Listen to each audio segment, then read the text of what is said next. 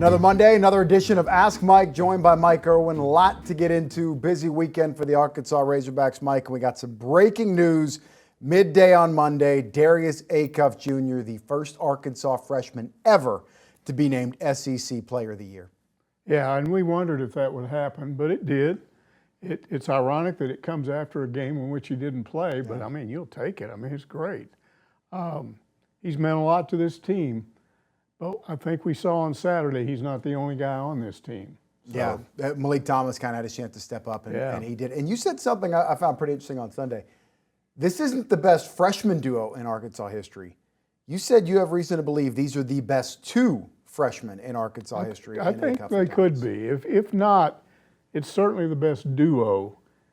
You could argue that there are one or two other freshmen that might have been as good as Thomas, but we didn't see Thomas when he had to step up by himself. I mean, think of what kind of year he would have had there been no Acuff.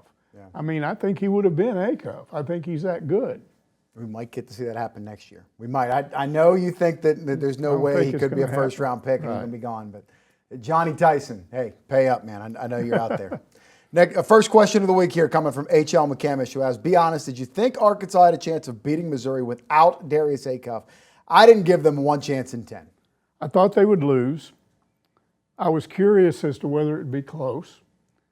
I felt like if you get blown out, it's not a good look going into the conference tournament. And then if you lose that first game and you're 1-out in the conference tournament, then maybe it's a bummer going into the NCAA tournament. So my attitude was, look, just make it competitive. Be close. Missouri's pretty good. They're really good at home. They have the kind of game that gives Arkansas fits because they score so well inside. Mm.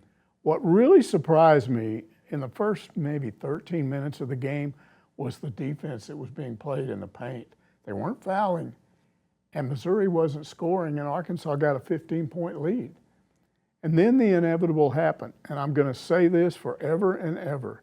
I've never seen a guy that's gotten shafted by the refs more than Pringle, because it's almost like he has to vanish in order not to call a foul. He was playing perfect defense. He wasn't reaching out. He was just holding his hand straight up. He wasn't moving forward, and he still got 2 fouls in the latter part of the first half. That really hurt him, and then they started scoring some. This team has always been a team that when you have defensive problems, it causes offensive problems and reverse. So it got down to 3 at the half. And I thought, okay, they're going to lose, but let's avoid a blowout. And they didn't. They came back, got an 8-point lead, then they lost the lead. I think Missouri may have led by as many as 4 midway through the second half. But then it became close back and forth, and Arkansas had a chance to take a 1-point lead right with 30 seconds left in the game, and Malik Thomas missed 1 of 2 free throws. So that tied it up. They missed a shot, so now it goes into overtime. So now I'm thinking you don't win in overtime with this bunch. I mean, they just don't have a big enough home team. roster. And they need the game more than you do. And they're tired. And Mark they got Mitchell started going off. Yeah, and they got guys in foul trouble, and Billy Richmond's in foul trouble. And I'm just like, okay, this won't work. And this is when the bigs stepped up. And they just kept battling and battling. And the thing that I think is really cool is that Brazil, who played at Missouri, and those antlers were giving him all kinds of grief all through the game. He hit this 3-pointer that was like a dagger in their heart in overtime. So the result is now I don't know how this is going to affect this team, but I gotta believe it's going to be a big shot in the arm. They came back off that awful Florida game, was really impressive against a Texas team I think that's better than some people realize. And then to go to Missouri and beat them without your best player, I think it's going to pump these guys up. How about Malik Ewan, too? 17 points. Yeah. His 3 in overtime, one of his only ones on the year. Yeah. Probably one that a lot of fans were seeing like, what's he doing putting that shot? Absolutely. I mean, it was a team effort, and the thing I noticed was, okay, I asked myself, who's going to take up Acuff's scoring? He's averaging 22 a game, and in games like this, he usually scores more like 25. So who's going to do that? Well, Malik Thomas did it. He scored 28. But then, as it turned out, Brazil comes in and scores 19. Well, what we said, if he scores big points, they usually win. And then here, Ewan didn't have a good first half, but comes back in the second half and he has 17. And even though Billy Richmond was down a bit, when you combine Billy Richmond with Wagner, they had 20 points between them. So you end up 2 points below your season average when you have your best scorer out. I thought that was impressive. Yeah, a great win for Arkansas, as you mentioned there. Anytime you can get it done without your best player. More than anything, Mike, you're putting the belief in your mind that if he's in some foul trouble, if he's dealing with an injury, whatever, we are not out of this game. They beat a pretty quality opponent on the road in the season finale there. Next question coming from Jimmy Hogg, who wants to know, did Cal really say that he rested Acuff because losing to Missouri would not matter? Why would he say something like that? Well, he was referring to the fact that they had a double bye no matter what. Win, lose. It's just, are we the 3 seed or are you the 4 seed? And it felt like they were pretty locked into the 3. Yeah. I don't think he technically meant losing a game doesn't matter. But that's what he was referring to. But I also think that he basically had in mind, this is a perfect time to do this. Because I can rest him and it won't hurt us that much, but it might help us a lot. And I think he rolled the roulette wheel a little bit there and it came up, on the number he wanted. I mean, Cal, I think he's got good instincts. I mean, we kept hearing, mostly from Kentucky fans when he was hired here, you're going to be sorry. He can recruit, but he doesn't know how to coach. He doesn't understand the game and all these stuff. What's his name? I can't remember that guy's name that hates him, that national analyst that hates him, but he's always talking about how stupid he is. He gets on these podcasts. And it's just been the opposite of that. He gambles sometimes, and the gamble, I think, pays off most of the time. Do you have a thought on this? I think a lot of fans are happy to see Darius Acuff get a break. Starting the limp there. Yeah. I think it might have been the Texas game. Maybe I'm wrong. I could be getting them confused there. But there was a play late in the game. It's like, he's limping. Maybe this is starting to hurt him a little bit. Performance really hadn't dropped off a bit. However, Mike, if he plays in the SEC tournament and then Arkansas doesn't play, say it's until Friday, but really doesn't matter, Thursday, Friday, you're talking one game in a 16, 17-day span in the event they're one and done in the SEC tournament. Does that throw off the rhythm at all? I mean, I don't know. There's just no way to know. I am anxious to see what he can do now. How much better does he look? How much did that heal his ankle? And what will he do? Will he go off? I mean, he doesn't know what it's like to sit out. Khaled said he had been practicing, which was a change prior to the previous week. Not just sitting doing nothing. So, but I'm anxious to see how he plays, and anxious to see how they look. No way of knowing exactly who they'll play. A lot of people feel like it'll be Oklahoma, a team that at least at OU came close to beating them. But if they can win that game, I've seen a lot of projections now, national projections, that Arkansas might beat Alabama and get to the championship game. That would be good. I think it would help. You got a thought on this? There's really nothing we could do about it, but I'm getting older.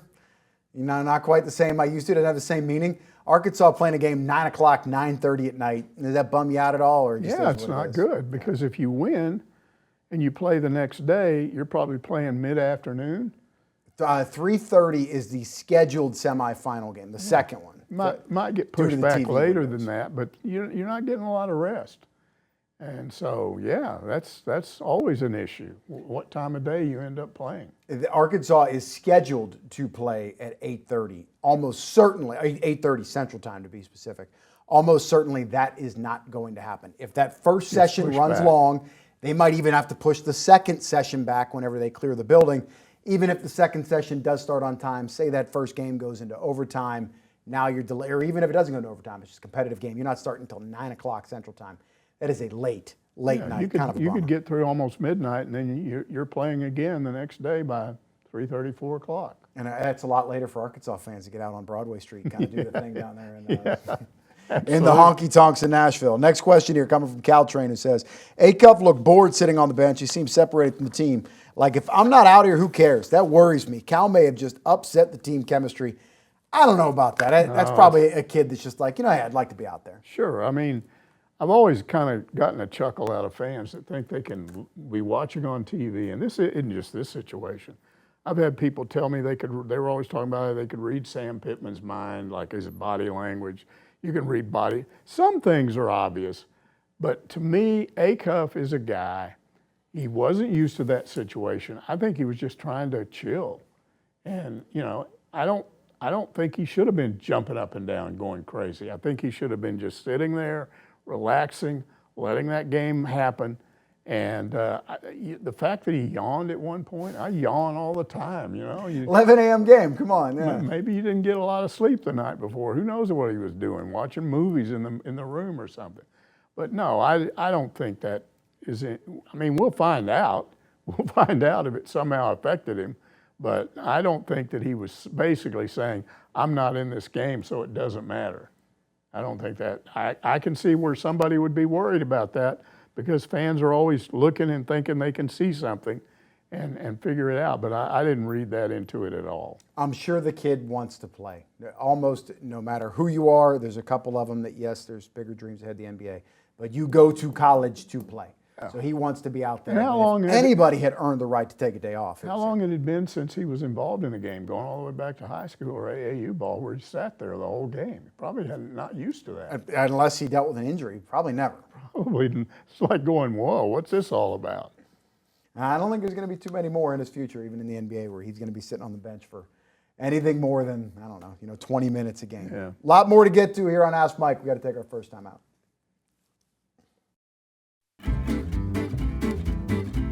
Back here on Ask Mike, trying to digest a big weekend for the Arkansas Razorbacks in basketball as they beat Texas midweek, take down Missouri on Saturday. Darius Acuff Jr., the SEC freshman and SEC Player of the Year, up next for Arkansas. They head to the SEC tournament. First game will not be until late, and I mean late Friday night. Get the popcorn ready, because it's going to be a long night down in Nashville. Next question here coming from Orville's Ghost, who says, Ewan killed us, then he saved us. What a game. He did save him. That three-pointer there in overtime was a big-time shot. Yeah, there's this fan I know, and he likes to text me. And so he knew he was watching the game, and he knew I was watching it. And he kept texting me in the first half. Ewan's stinking it up. He's going to have one of those games where he vanishes. We can't win without him. He had to step up. With Acuff out, man, you can't. Everybody's got to step up, man. He's going to cost us the game. And then he caught fire in the second half. Let's see what he had. At the half, he had 2 points, 2 rebounds, and a turnover. Ended up with 17 points, 9 rebounds, and 2 blocked shots.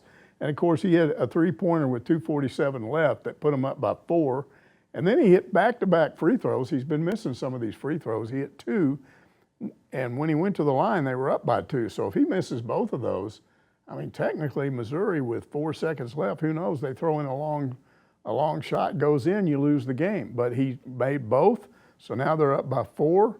With 5 seconds left, 4, whatever, and that sealed the game. So, yeah, Ewan started off bad, but he played a huge part in this win. Yeah, and hopefully that can spark, something here in the postseason, whether that's getting going in the SEC tournament, whatever. Can't win games in March Madness without a really solid post presence. They need that. Malik Ewan, Nick Pringle, Trevin Brazile, all those guys are going to have to step up, because bigs can really take over a game in tournament-style play. Next question here coming from LR Razorback, who says, Nick Pringle's stat line here, 16 minutes, 4 points, 5 fouls, that's it, no rebounds, no nothing. I don't get this. I just got done saying, Mike, how important it is to have a solid, balanced post presence in tournament play. Okay, look, it's not hard to figure out what happened to him. Again, I've already mentioned it. He started off playing the best defense I've seen him play. He didn't move his hands forward at all. He kind of backed off a little bit and let the guy go up and shoot, and they were missing shots, and there were no fouls for a good portion of that first half, and they built that 15-point lead, 16 or whatever it was. Then he got called for 2 quick fouls. I thought one of them was absolutely silly. But he gets in foul trouble. He's in foul trouble, eventually fouled out, and that affects him. It always does. But to me, it's not just that you only scored 4 points. It's when did you score a point that was huge? Mm-hmm. And he put a layup in, and he's been missing those. He put up a layup right before Ewan hit his three-pointer. So Arkansas went from 1 down to 4 up as a result of what those 2 guys did. So he did step up when it mattered, and he did contribute, and Cal talked about him after the game. So I don't think you're going to have to live with the fact that if they start calling fouls on this guy, he's not going to do much. And I think he's very, very frustrated. He's the victim of this vanish rule where they call any sort of contact between an offensive player and a defensive player down low somehow becomes a defensive foul. And I don't like that. I don't like the way they call those things. Most of them should be no calls. Yeah, it feels like more than anything, just inconsistent, right? Like there's some nights where you're like, all right, hey, that's it. That's what we need. And then there's just some other games where you're like, usually, they got to get more out of this. It usually starts with fouls, if he's in foul trouble or not in foul trouble. Yeah, and as you mentioned, I feel like the bigs came up big whenever it mattered most. They're the three most criticized guys on this team for inconsistency. Even Brazil gets criticized for vanishing in certain games. And I went back and did some stats, looked up some stats. In the games that Arkansas has won or lost against ranked teams, when they won, Brazil scored twice as many points as he did when they lost. So he is affecting these games. And when he steps up and does what he did, they tend to win. That's just obvious. Anybody can see that. It's not brain surgery, rocket science or whatever. But the three of them, I thought, did what they needed to do together. And maybe now at least some of the fans, even though some of them are still on Pringle, can see that these bigs aren't as bad as they think they are. Yeah.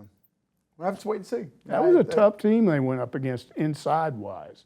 That was a big team, a team that will beat you with its inside scoring. And especially whenever they felt the pressure, felt the magnitude. That was a great tournament-building kind of postseason expectation sort of game. They just walked through the fire. And next question here, coming from Just Win, who asked, were the game announcers employed by Missouri? One of them was one-man cheering section for the Tigers. Come on, ESPN, do better. You know, I usually don't comment on stuff like this because what I look at it, I mean, Jimmy Dykes gets criticized all the time by Razorback fans who think that he's for the other team. Announcers have to, do it equally, and you're not going to see it that way if you're a fan. Anytime they say something that you think is positive toward the other team or negative toward your own team, you're going to get mad. I think fans just naturally do this. So I don't like to talk about this generally, but this guy was, I don't know, he was weird. Here's what he did. Every time Missouri started doing something and playing well and maybe getting a 3 or 4 point lead, he was talking about how good they were. And look what they just did and look how they did that. And then when Arkansas would come back and take the lead, he would start talking about what Missouri did to cause them to lose the lead. He just didn't talk about Arkansas. And at one point, Malik Thomas stepped up and hit a 3 and he called it fool's gold. What does that mean? I don't even understand what he was saying there, like he shouldn't have shot it or like he's not going to do that very often or what. So he was just, all these Razorback fans were on the internet going, what is up with this guy? A lot of them claimed that they turned the TV off, started listening to it on the radios. I don't know if they really did that or not, but I don't usually comment because I don't really usually think the announcers are that biased. This guy was just weird. He was strange. Well, and you're saying he said that about Malik Thomas? Yes. Who was 5 of 6 from behind the three-point line, Arkansas's leading scorer. And would you agree with me? If you need somebody to make a 3 in a tournament-style game, they're going with Malik Thomas. I don't know. I understand the fool's gold comment. It's like he found something. Yeah, or maybe he didn't know who shot it. Maybe he got confused. Maybe he thought it was, I don't know. I don't know who doesn't hit threes for Arkansas. I guess Ewan doesn't. I think that was only the third 3 that he had made all year, but I don't know. He said it. It was strange. If anything, to me, Mike, it feels like Jimmy Dykes, and I just, kind of summarizing here, maybe he purposely goes out of his way to try and look neutral. Yeah, because everybody, hey, that's an Arkansas alum, used to live in Northwest Arkansas. I think he tries to lean away. That's sure. He's aware of the fact that the fans of the other team know his history with Arkansas, and I think he does try to go out of his way to be fair. But if you watch these ESPN3 games, and you watch the announcers, even for baseball or whatever, they go out of their way to be fair to both sides. They don't just talk Arkansas side. And I've watched a lot of those ESPN3 games. You watch anything that comes out of LSU, you're going to know that these are LSU announcers paid for by LSU. The Arkansas guys are pretty neutral. And I think Dykes is fine. I honestly believe Jimmy Dykes is the best on-court basketball or on-air basketball analyst out there. I really like him. I like what he does. I think he makes relevant points. He's talking about what's actually happening instead of nonsense that has nothing to do with the game, which a lot of them do. And I think he's really good. Did you see the announcer's reaction to Trevin Brazil's dunk? They had the cam on the announcers Wednesday night at the Texas game. Whenever he threw it down on their big Yeah, they were like, "Whoa!" That's more of the play-by. That's their job. That was probably what you were doing on your couch, falling out there whenever you saw Brazil throw that one down. I don't get that too excited at home. If I'm too loud, the dogs start barking at me. So. He's hiding it. We just had the Arkansas baseball game over here, the final game against Stetson. Mike Irwin, the anger was starting to show out there. Some late inning frustrations. Yeah, it was. Next question here comes from Archie Hall Jr., who says, maybe it's my Arkansas bias, but Mizzou student section is the worst in the SEC. Some of the stuff they yell at the players seem unhinged, or maybe they're just alcohol-fueled. If you can understand what they're saying through the television, you got some fantastic ears, because I've never once, chant's fine, but actually I think you can sometimes read their lips. I don't think they're unhinged. If they're alcohol-induced or whatever, it wouldn't be the first time. I'm sure that happens. I don't think they're serving alcohol at games. I don't know if they check them, if they bring stuff in with them, because that's not what I do. I'm fairly certain that there are students that get tanked up before they go to a game, yes. And then, what a shocker. At least for a while, they're probably a little, tipsy. But I don't think that's what was going on with those. They call them the Antlers. And ever since they've been in the SEC, we know about the Antlers. And they probably have the biggest reputation of being the biggest disruptors, because that's their name and it gets passed on. I used to be part of the Antlers, now you are. Now pass it on to the next group of Antlers. So they do have that reputation. But I'm telling you, as a player, you just have to learn to ignore that. And I don't think that affects players nearly as much as it does fans watching on TV, because the players are used to it. They know it's going to happen. And I've known some guys who were in the student section at Arkansas. They became adults later on. And I've talked to some of them, and they said, hey, and I've talked to them about their behavior, and he said, it's our job just to create chaos. Yeah. That's our goal. That's what we're charged with. So, yeah, we're crazy. We're nuts. We do stupid things. Yeah, do you agree on this? Much like you can feed off a home crowd, when you're basically a professional, as these kids now are, and as they pretty much always have been, you can feed off of a big-time road atmosphere. There is probably nothing like walking into a building, 15,000 people, and you're Darius Acuff from Lake Thomas, and you know that all that energy is being aimed at trying to stop me. Oh, absolutely. I think a good player does feed off of that, because there's nothing better than silencing a crowd. You see it in all sports, but basketball in particular, because you're so close to the fans. And the one thing, certainly, you just don't want to take it too far. Telling somebody they suck or a chant or whatever, yeah, but that's do it. Fine. They do it anyway. You start throwing stuff. I think we all know some things that can be said that are just absolutely off limits. That's whenever it's just the toothpaste is out of the tube. A lot more to get to here on Ask Mike. Got to take a quick time out.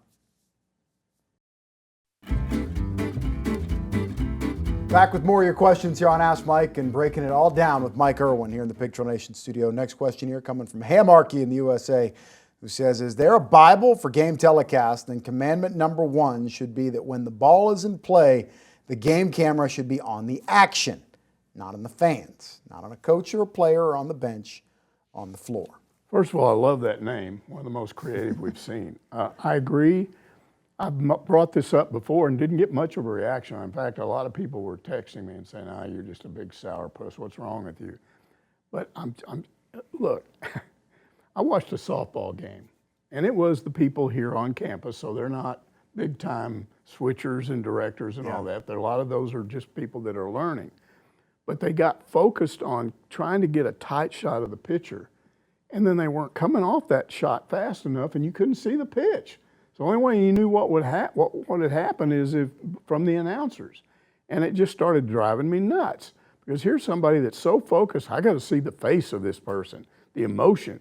And I talked to a guy years ago that I happened to run into a guy, and he's one of these directors for a sports telecast, and I was mentioning this to him. And he said, look, our job is to take fans that are watching on TV and make them feel like they're at the game.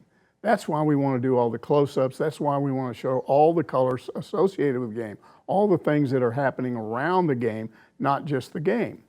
I said, well, that's fine, but ask yourself what you do as a fan if you go to the game. If you go and sit down in the stands, do you start letting your eyeballs wander off into watching people? How many times have we seen kids run around chasing foul balls? And that's kind of funny.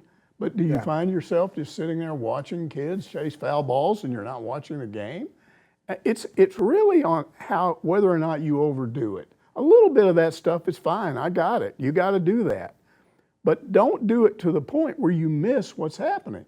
I've seen guys thrown out while they're doing wide shots somewhere else or tight shots, and you pick off a guy at first base, and you don't even see it happen because they're off in la-la land doing something else. You got to be careful about that stuff.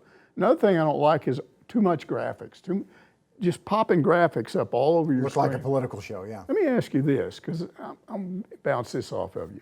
You know, when they start a football game, an NFL game, college game, or whatever, and they show those guys, and they've got each one of them's little picture up there for the starting lineup, and then they got where they're from and all that. Do you sit there and look at all that and try to figure out who these people are? And do you find it interesting that this guy's from this place and this guy did that and this? I mean, I don't care who the starters are. I'll find out if one of them makes a big play, but it's not like I have to be sitting there in my head and write down, okay, now I know who the starters are. This helps me watch the game. If you go back to that 69 Arkansas-Texas game and watch it, you know, one of the funniest things is the way they did the starting lineups in those days. They had that guy, I've long since forgotten his name. Keith Jackson, probably? No, this was some other guy. I actually ran into him 2 or 3 times on the sidelines. I'm down there shooting. This was late in his career. And he was a jerk, man. He'd just come up and push you out of the way. I got him doing a job down here. But he stood there before the game like this, and the players lined up, the entire starting lineup lined up behind each other, and then each one of them ran out as he announced who it was, and then the guy would stand there and look and then run off. That was their version of what we do now with the graphics. But I thought that was really interesting, the way they used to do that before they had all the graphics and the way they do it now. I'm not sure either one of those is needed, but. I've never had a problem with, you know, I feel like you're a starter, you earn the right, and it gives them publicity. Before the transfer portal and all that stuff, you know, being a starter was something that really meant something. Now in the player movement era, maybe it's just like a little bit less. But yeah, hey, that's, you know, something you work towards, and a player gets a shot. Yeah, I can see where. And I remember too, as a kid, like liking to watch the Super Bowl, like, oh, they're going to have a special graphics package, things like that. So it can be dressed up. For me, the only purpose of those starting lineups now, where are these kids from? Like, oh, Arkansas, what's most of their roster? Oh, Texas, what's most of their roster look like? That, yeah. Which something I feel like used to be more regional, but now more than ever before, it's become more national. Yeah, my problem is, as someone who watches, I don't want to be oversaturated with information. I just sit there and watch the game. I don't even analyze stuff that much. I go, oh, you got thrown out, okay. Yeah. Now, if the game's frustrating me like this one today, I might get a little more animated. Well, and along those lines too, I feel like the best announcers stay out of the way. When something big happens, you got to put the headset down and just let it breathe. Especially with TV, because the radio guys have to describe what you can't see. Storytelling, yeah. But you're watching, you don't need them to tell you what you just saw because you just saw it. Just one or two, you know, like a dunk. Oh, look at that. That's all you need. Yeah, and you've lived in this era, some classic radio guys that'll just never be matched. Yeah, absolutely. Joe Buck. They were great. Vince Scully, just incredible. I grew up listening to a guy named Kern Tibbs on the Southwest Conference Game of the Week. And he said all these really cool things, like if a guy fumbled, he'd go, button, who's got the button? And you're like, how does he dream up all that stuff? And I found out years later that he took these little posted cards and wrote words for certain situations: turnover, interception, fumble, you know, touchdown, pass. And he wrote all these different possibilities, and he just pick one out and say it really fast. He'd have his own catchphrase. Yeah, but it was effective on the air. We're listening to it on the air, on the radio. The first announcer I could ever remember being like, wow, that guy's different. It's a different sound. Keith Jackson was. You got it. That's my guy. He was the voice of my childhood. Yeah, he was good. And he was good when he was on with Frank. Yeah, and one thing that just stands out to me about Keith Jackson, and I feel like he really identified himself in his career, is this. If you heard Keith's voice, you knew it was a big game. Right. And I don't know if there's like when I hear Chris Fowler, the main play-by-play for football, whatever, it doesn't really differentiate. But Keith Jagger was something that made that's big. Next question here coming from Johnny 5, who says, just saw a mock draft with Acuff mid-first round. No Thomas in the first round. Wonder if there is any chance to get him back for year 2 if he isn't a first rounder. You know how many mock drafts there are? I looked it up. Oh, 20. A bunch. 20. A bunch.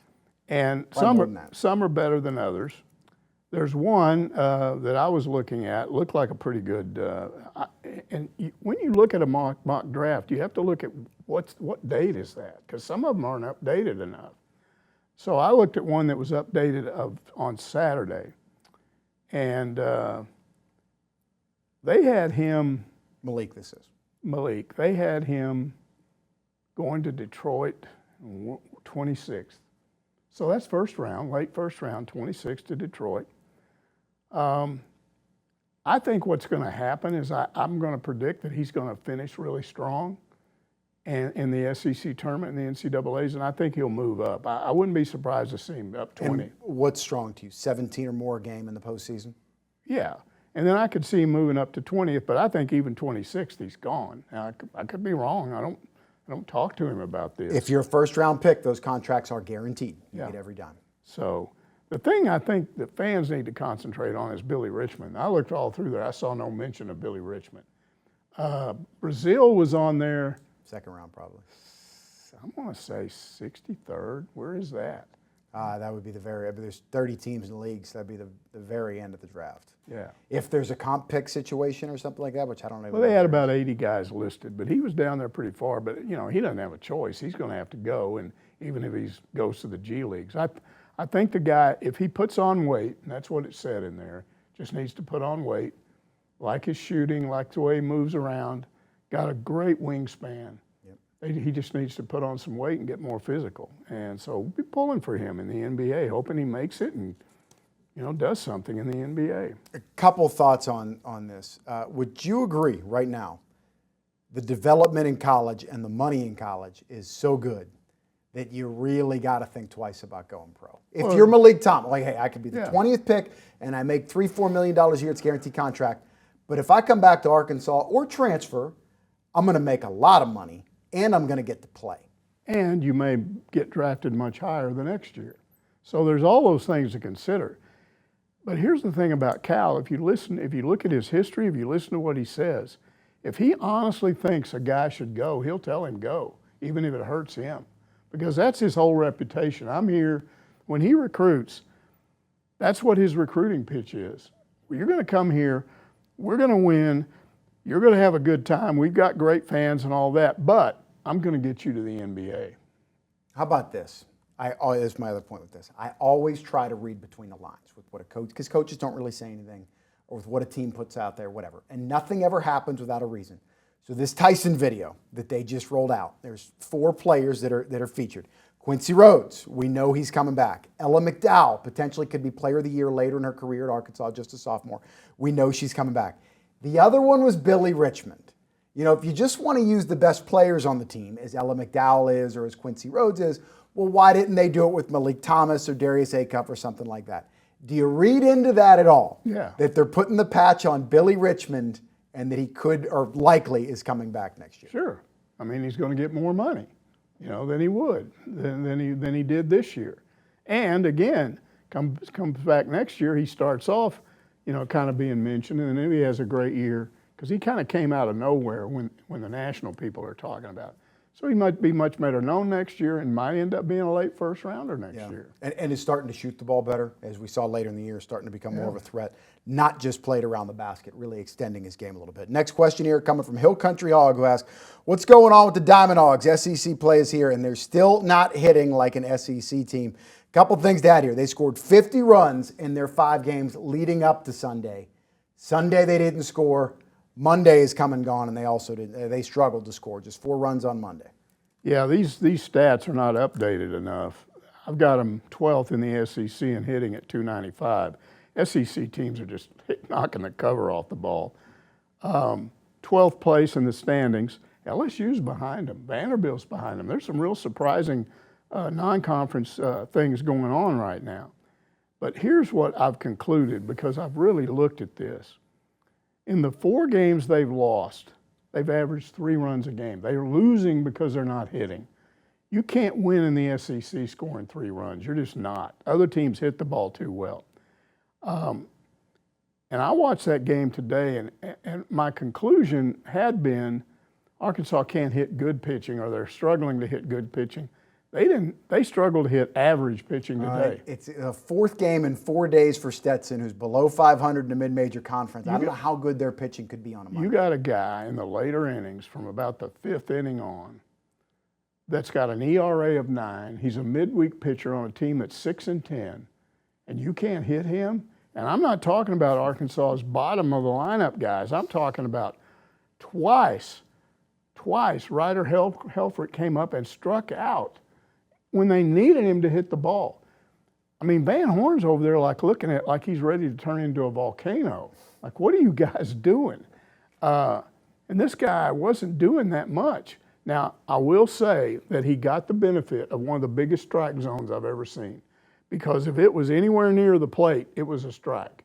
So he's throwing on the outside, maybe that far out. They got to swing at it because the guy's going to call it. If it's anywhere from the mid calf below the knee to the ankles, it's a strike. So you got to swing at balls down low, and it is very frustrating. I mean, I think they had 2 on. They were down 2. They had 2 on, bottom of the 9th, 2 outs, and I think it was Aloy that came up, and he got to a ball 4 count, and it was ball 4, and the guy called it a strike. Mm-hmm. He should have been on first base. So he hits the next ball to third base, and the game's over. But yeah, granted, that was in the 9th inning. They had 8 innings prior to that. So. Yeah, so there were some reasons for it, but you've got to be concerned, and here's why. Mississippi State's coming in here. You know what their Friday starter ERA is? Under 2. You know what their Saturday starter ERA is? Under 2. Your Friday and Saturday starters are in the mid-2s. And they're one of the top teams offensively in the league, right? They are the top. 256 team batting average, 4 guys over 400. I think they just scored 26 runs in a game. Yeah. I mean, you're going to have to score runs to beat these guys, and you can't do that. How are you going to score runs when they've got 2 starting pitchers with ERAs of under 2? This is what you're facing right now. I'm not a soothsayer. I don't know if this can be turned around or not. But I'm saying that in all the years I watched Van Horn's teams, I don't remember a worse lead up to the SEC, wow. Especially when the team was ranked 4th or 5th in the preseason. They probably won't be ranked after. They're 6th right now, yeah. They're dropping out of the top 10, and after they play Mississippi State, it could be really bad. They might win the Sunday game unless they somehow turn things around. But they just don't look good right now to me. And they don't look like they've got any energy. They didn't come alive until that 9th inning. That's when I saw some life out of the dugout. Desperation, yeah. Yeah, but the rest of it was just guys kind of talking to each other, and, you know, Helfrich strikes out and just walks that back to the dugout like, so what? I mean, the old Dave Van Horn would have gathered these guys in the middle of the dugout at some point and read them the riot act. We've seen coaches do this sort of thing where you just go off on players. And he used to do that all the time. He doesn't do that anymore. He's talked about they're adults. They have to learn how to motivate themselves. So we'll see if they can turn this around, but it's not very good right now. Yeah, it is looking a little rough. Big time series coming up here at Mississippi State. Weather's supposed to be beautiful. Right across the street, we're going to have the NCAA Track and Field Championship. So Baum Stadium, that whole area down there, going to be popping coming up this weekend. A couple more things to get to here on Ask Mike. We'll be right back after a timeout.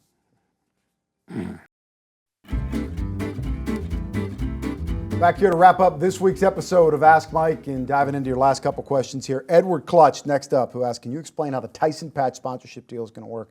I saw where it said all 19 sports will have it. So does that mean sports like women's basketball will now have NIL money to work with so they can be competitive? One thing I would like to add before Mike makes his point here. You're allowed to have 2, per NCAA rules, 2 patches that are 4 inches or less. So they have the Tyson logo. Brandon Marcello, super insider, knows as much about college sports really as anybody out there, said that Tyson is going to be the only one on the jersey for now. So likely what that means is they really paid up to make sure, hey, we're the only brand that's visible. Yeah. They didn't make it clear when the announcement was made that, yes, all of the schools will get if you're talking 90% of what it is goes to each athlete on that program, so does that mean the patches, the money for the patches on women's softball goes to all the women's softball? Same thing with basketball. They didn't make that clear. So I talked to somebody else in the media and he said, no, I haven't heard. So then I talked to somebody this morning that's loosely affiliated with one of the NIL, the fan NIL thing they have. And he said they're probably not going to tell you what the distribution will be, but he said, I suspect it's not going to go all to them. Now, the right thing to do, because they've got more money now for football and basketball, I'm telling you, they've got it. So the right thing to do would be take all this patch money and give it to the so-called Olympic sports, that is, men's sports like baseball in the spring and tennis and whatever, and then give it to the women's sports. I somehow suspect that's probably not going to happen. We may see some anger pop up if this doesn't happen this way. You know, word has a way of filtering back to us. So I'll keep my ear to the ground to see if some of these coaches are not real happy if they don't get the NIL money they think they do. But if we're gonna be in this NIL era, it is wrong not to help the women's sports and the men's spring sports like baseball. Van Horn has said we get hurt. LSU rips us off every year because they got top dollar money and we don't. So. Now, in fairness, Dave also said he's on the record as saying this, very few baseball teams are getting NIL funding from the university. Right. Revenue share. Doesn't mean that they're not out there, but it's just a battle that a lot of programs are fighting. Two things I want to follow up on. Do you think this could potentially be something that we could FOIA? Or no, or there are guardrails in place like no pay, sorry, that's a corporate sponsorship. The public does not have access to how much Tyson Foods is supplying the university. I think, based on what I've heard, that we're not going to find this out unless they tell us. Unless they're willing to give specific numbers. They don't have to. They don't have to. So meaning that, no, it's probably not up to us in terms of a Freedom of Information Act. Yeah, I don't think we could find out unless they told us. One more thing. You said, I'm telling you, I know now they've got money in football and basketball. Expand on that. So you confident now football-wise? Yes. They're top half of the SEC, maybe even top quad of the SEC? I don't know where they rank, but they're certainly a lot better off than they were. And there's still some things to come. In other words, they got this extra money. They're going to get the money from the school, which will do a student activity fee, which they've never had. They're getting money that they used to have to give to the university. They get to keep it. Potentially a stadium sponsorship. Yeah, potentially a stadium sponsorship. So I think they've got more than they've ever had. Do they still need more? I don't know, maybe. And that may be what some of this does. I don't know. But I think here's what I told you yesterday about Tyson. I think him stepping up like this, he is the absolute #1 corporate supporter of Razorback. This is Arkansas's Cody Campbell. Yeah. I mean, look what he started all the way back when he built the Randall Tyson's, named after his brother, I think it was, Randall Tyson's track center. And it rewarded John McDonald, who'd already was having a great career at Arkansas. He finally got a good facility. And then later on, he got an outdoor facility. And then he goes over and builds the Blessings, which is one of the top golf courses in the country. I'm telling you, it's tough. And he builds facilities out there for the men and women's golf team. They've got it made out there. They've got indoor hitting areas where they can hit out onto the range, but they're inside in a climate-controlled environment. Just open the garage doors. You're not freezing to death out there, and you're hitting drives. They've got putting areas indoors. They've got all kinds of things out there. He's done all that for them. And then he brought Cal here. I'm telling you, if Cal doesn't come here, I don't know what happens to basketball. It kind of was a downer that last year under Musselman. So he brings Cal here. So now what he's doing to me, what he's doing with this patches thing, is he's turning around to these other guys, these other corporate guys, and saying, come on, everybody's criticizing us. Come on, let's go. Follow my lead. We're not getting left behind. Let's go. Next question here coming from Dr. Strangepork, who wants to know, with the Tyson deal, is there potential for all hog unis to look like a NASCAR coverall with all the sponsors, as we mentioned there? Yeah, 2 patches are permitted by the rules. Yeah, that's like a 4x4. That's like, no, it's 2x2, I think, because it's 4 square inches. So it's a little patch here, a little patch there, and then on a helmet, if there's a helmet involved. I don't think there's a helmet involved for soccer, but so they would only get the patches, but batting helmets or whatever. It is, I think I read this, I'm pretty sure this is the case. You can't wear the uniforms with the patches once you get into postseason play. It's regular season only. Correct. NCAA events, that is correct. As of now, not allowed. So Tyson Foods will not be visible at the NCAA tournament. Now, could that change? Could there maybe be like, hey, you can wear it, but you have to pay us because this is our event? Lots of stuff could happen. Also, that the bowl games and the college football playoff are not under the NCAA umbrella. So that is completely different. That will be allowed there, which is a huge platform that they have. Next question coming from Eddie Lynn, who asked, do you think Casey Dick took a job in Texas to get away from the criticism he took over his response to Arkansas taking his 5-star quarterback 1 year early? The way that was handled, I think he had a right to be mad. This is talking about Hank Hendricks, the 4 or perhaps even 5-star quarterback that is skipping his senior year of high school. He declined to be interviewed when he left. I think he just wanted to let that thing go away. So we don't know if he left out of being mad. But I will tell you, this is almost certainly a promotion.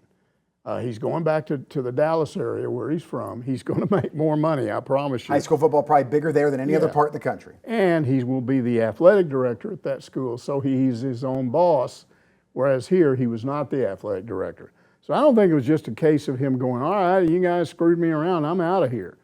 A lot of Razorback fans turned on him on that deal. I was not one of them. Maybe he shouldn't have tweeted that Silverfield and his coaches weren't welcome at Fayetteville High School. First of all, he didn't have a right to do that because he doesn't control Fayetteville High School. Unless he had permission from the principal or the superintendent, or he should have never done that. So that was a mistake. But it was a reaction to what happened. The real mistake that was made was that somebody, whether it's the kid, his parent, or his dad, or Silverfield, and probably all three, should have made sure that Casey Dick knew this was fixing to happen before it was announced, because he got caught flat-footed on that deal, and he should have been treated better than that. Yeah, he felt like, they kind of took him by surprise on it. That's right. It's like I get a call all of a sudden, like, wait a minute, what happened to my quarterback? You cannot take away from the fact that this kid, when he was a senior, might have been his junior year, because I think he was there that first year under Petrino, but he went to Baton Rouge as the quarterback. LSU's #1 in the country at Death Valley, and they don't get beat there very often, certainly not when they're #1. And he threw a key block on a touchdown run by Darren McFadden that most quarterbacks would not do. I mean, he took a chance on getting hurt. He threw himself out in front of a guy and just leveled him. So you're going to criticize this guy? He's all Razorback. Come on, get off of it. Probably Arkansas's most famous win on that day in the 21st century. That was an incredible victory. Final question of the week coming from JB Carroll, wants to know, do you have Lou Holtz stories to share in remembrance? Lou passing away last week at 89 years old. I'm going to tell two, and they kind of contrast. One of them's kind of funny because Lou was funny, and one of them. Lou was funny. One of them sort of describes what Lou meant to me as somebody who covered the team. And I've been honest, he made me mad at times. He said stuff to me. At times I wanted to tell him to get lost, but he still was good to us in the media. You had to understand his quirkiness. First story. We were all allowed to go to his practice. I'm talking the media, but most of us stood around the north end zone toward that indoor workout area, and we'd stay out of the way until they were finished. Then Lou would go talk to his team, and then we would kind of come out around the 10 or 15 yard line, and then he would come and get in kind of the middle of a semicircle. Now, one thing we all knew, Lou hated anybody mentioning that his team was a favorite in the game. He hated that because he felt like that was bulletin board material. Yeah. So anytime you brought up you're the favorite, he made him mad. We kind of all knew that. But there's this one local TV guy, he didn't work for where I worked, and I won't mention who he was or what the station was, but the guy was pretty annoying, and he was very loud. And Lou walks up, and the first thing he says to this guy, there's a game coming up on Saturday, he goes, "Coach, the critics have installed Arkansas as a major favorite in this game.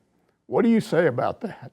And Lou just stared a hole through him for about 10 seconds. Then he goes, "Who are the critics?"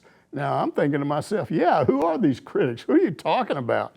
And he goes, ABC, NBC, CBS down the line. I'm going, what? And Lou stands there This predates ESPN, by the way. Yeah. So Lou stands there for a few more seconds, and then he says, "Well, I would like to criticize the critics." And we all started laughing.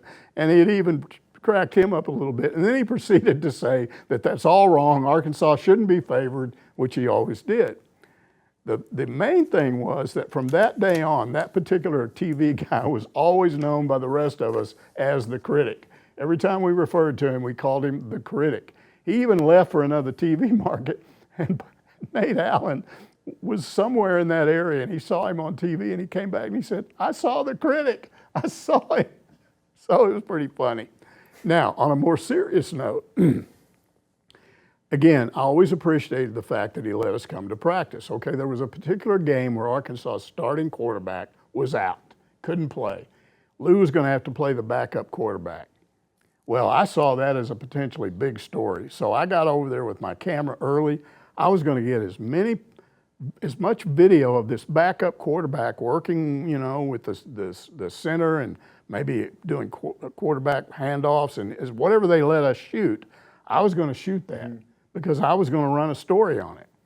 So I get over there and I got my camera. I'm standing there and he comes out, and the first thing he does is he walks up to Lou, and Lou brings the center over, and they're doing snaps because he's got to learn. He hadn't been taking snaps from this guy. So he's taking snaps, and the camera's rolling, and he does about 3 snaps, and he goes, and he pulls his hand back, and he's hurt. So here comes Dean Weber, the trainer, and he's examining the hand. My camera's still rolling. Whoa, I got a scoop here. What's going on? Guy did something to his hand. Dean Weber takes him over to Lou. Lou's all upset. He leaves. They go up to the training room, and then Lou looks at me, and I thought, uh-oh. He sees that red light on my camera. He knows I'm shooting, and he's going to come over here and tell me I can't use it. I'm not going to have any of this. And you know how that feels when you think you have great video, but you're figuring you can't use it. You're just kind of going, oh, no. He comes walking over there. Then he stops in front of the camera, just like he's about to be interviewed, and he says, and I have a Nat sound mic on the camera that picked this up perfectly. He said, he broke his finger. My backup quarterback broke his finger. I don't have a starting quarterback. I don't have a backup quarterback. Do you know who my third string quarterback is? If you do, tell me, because I don't know. And then he turned and walked off. Now I'm thinking to myself, oh, man, look at this. There's no other TV guys out there, so I got them scooped. The newspaper guys can't do this story until the next day. I had that on at 6 o'clock. I had Lou basically telling everybody his backup quarterback broke his finger, and he's being funny at the same time. So I ran that video, and I've thought about it many times over the years. He could have very easily come over there and just said, you can't do it. And every time I got mad at him, I remembered that, because he did me a huge favor that day. Being able to scoop the other TV stations and the other newspapers especially, that's like our version of catching a touchdown pass. It just does something to you, right? Always good to have good information, and especially whenever it's good content with somebody like Lou Holtz. So, what an icon. And outside of Notre Dame, Arkansas, or the Jets may have been his most famous stop. Yep. I mean, he did some things, and he did his do-right rule, and we all learned that there are more important things in football than winning. You got to do the right things. What he suspended those players for did not get them suspended from school. And people ask him about that. Well, if the school didn't suspend them, why are you? And he said, because they're on my team and they violated my do-right rule. Lou Holtz, one of one for sure. And in the 90s when he was at Notre Dame, he was just as famous as anybody. You know, Nick Saban was in the recent modern era. That was Lou Holtz with the Notre Dame platform. Out of time here on Ask Mike. Mike Irwin breaking it down for us. You can check him out each and every Monday.